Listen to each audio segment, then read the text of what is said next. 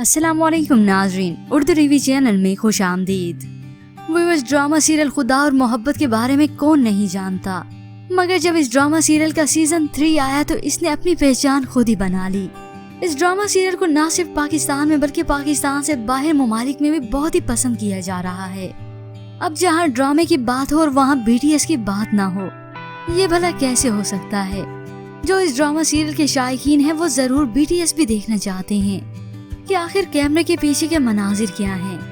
Viewers, आप सभी के स्क्रीन के सामने कैमरे के कुछ मनाजिर हैं, जिसमें आज की एपिसोड के बहुत ही खूबसूरत शॉट्स देखे जा सकते हैं। इकरा अजीज दुल्हन के जोड़े में बहुत ही खूबसूरत लगी, तो हमारे बाकी अदाकारों की तस्वीरें भी किसी से कम नहीं।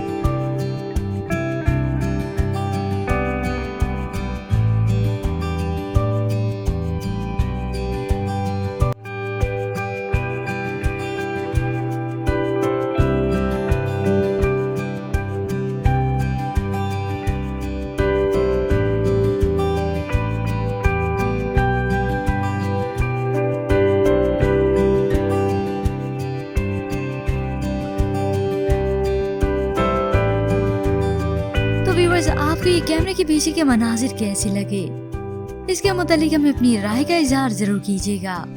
मज़ीद मालूमात के लिए आप देखते रहिए उर्दू टीवी।